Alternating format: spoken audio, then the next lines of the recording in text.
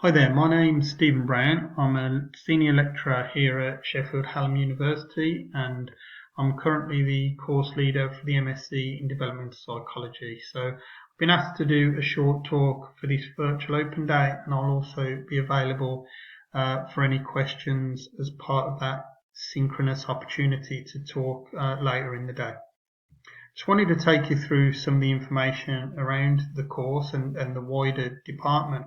So firstly, I just wanted to point out that we've quite a large group here. So in terms of staff, there's around 50 of us who are lecturing staff and or research staff and a combination of the two.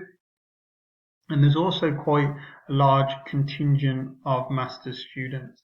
It tends to be around 40 to 50, and there's also some part-time students, so it's quite a large cohort. Gives the opportunity for students to get that wider support both socially and in relation to their academic work. So why an MSc in psychology at Sheffield Hallam? I tend not to be someone who's particularly braggadocious, but I guess if you're ever going to be, it's when you're doing an open day talk. So it's around quality of teaching, quality of facilities, and career development. So in relation to that, we were recently awarded the Times University of the Year for quality teaching, and it was pointed out that not only have we had consistently good teaching, but also our assessments have very much been in line with that, combining to justifying the eyes of this publication to give us that award, which I think we're rightly proud of. In terms of where you would study, much of the studying is within or around the heart of campus. This is a relatively new facility. It was opened in 2014. We've got state-of-the-art teaching and research equipment. So, for example, there's the research labs, which are quite useful for me and my research students, because I tend to focus on eating behaviours, and there's a kitchen space there where we can prepare food as part of their undergraduate and postgraduate research dissertations. You also have the staff accommodation there, so you tend to see the staff more and have a good opportunity to interact with us, both in the sessions but also while we're knocking around the university. And there's also the recreational space there, so the social areas, the cafe, and for those who have the time, there's also the gym as part of that building. I won't go through all these because we don't really have time, but I just wanted to point out some of the areas in which people go on to work in, having done a degree, a postgraduate degree in psychology. Some of that is a stepping stone to do an even higher degree, such as a PhD or a doctorate in health psychology or educational psychology or counselling. But it can form a real valuable part of people's career aspirations, both as an endpoint and as a stepping stone towards further study and perhaps doctoral work. In terms of the MSc in Developmental Psychology, it's one of a number of MSc courses that we cover. So I thought I'd just touch on that briefly. In terms of the specialist courses, those that you should really have a psychology degree in order to get onto, that's the health psychology, forensic psychology, and clinical cognitive neuropsychology. But in terms of the conversion courses, so sometimes these students do have an undergraduate psychology degree. I'd say that's about 50% in my experience. But others are using this as an opportunity to refocus their previous academic experience towards psychology. And that tends to be the psychology and the MSc in Developmental Psychology. and the MSc in Developmental Psychology is what I'll take you through in a little bit more detail here. So as he kind of would suggest, we take you through the lifespan, and these are my children. So there's Leah when she was a baby, bless her, in her baby cocoon. There's Hannah having eaten, I think, chocolate ice cream perfectly without barely getting a drop on her. And there's Leah again when she was a little bit older and at her grandparents' house, feeling very pleased with herself in her sunglasses.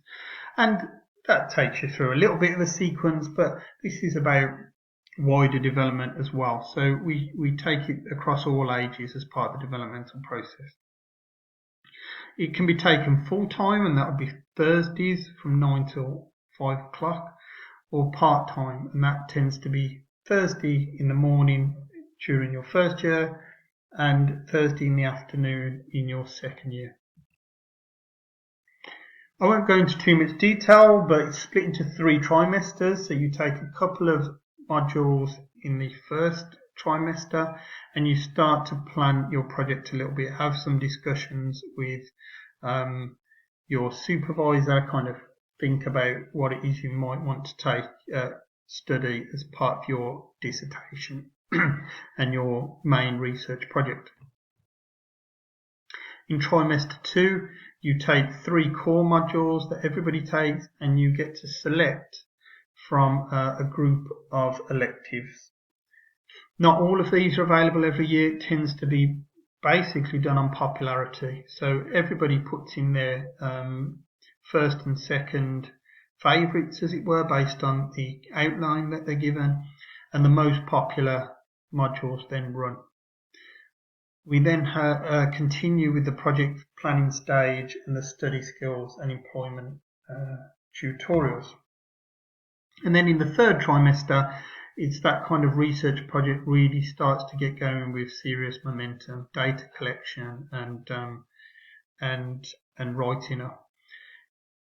I've put some of the areas in which some of the projects are done, but it really is as diverse as the subject of psychology itself. So I've touched on language, education, health, my area, which is eating behaviours, perception, but there's many, many more, and I myself have supervised students in a number of areas, not just my main area of eating behaviours. So if you can kind of think of it, and we think it's viable, and we can go through the ethics approval process, and then it's something you are likely to be able to get a supervisor for and study. In terms of the general assessment profile, we have a range of assessments. So there's research proposals as one of those on my module in the first trimester. There's essays, there's the occasional exam. Sometimes you have to do a presentation. Sometimes there's a portfolio of work that has to be put together, and obviously your dissertation, which makes up a large part of the degree, given it's your main piece of work in this third trimester. I just want to quickly point out student support services as well. So there's disabled student support. So you will be given information on that, and there's lots that can be accessed to try and facilitate any potential issues somebody may have in fully taking part in the course, and how we can overcome any of those potential difficulties. We've got international student support. We've got career and employment support, and we encourage people to get involved with that early and kind of plan ahead and see what development they can do alongside their degree for their kind of wider career plans and goals. There's student financial support available that can be discussed with that particular group. And obviously we have a keen eye on student well-being, and there's staff whose job it is to consider students' well-being and be there if somebody needs to contact them for whatever purposes they might have. So that's a lot about the course. or at least as much as I get given. I've been told to keep this to around 10 minutes, and this is some of the kind of key contacts for today. So you've probably seen Paul on one of the talks. He's the market and recruitment lead, and there's his email. There's Dermot's contact email there. He's the course leader from 20 to 21, so when you guys would start. And I'm currently doing that role as course leader. So if you have any questions now or over the next month or two, then there's my email address. You can jot that down and feel free to contact me. I feel like I'm quite close on that photo. Sorry about that. So yeah, I hope I get to speak to some of you as part of that synchronous discussion, and I hope that was informative for you.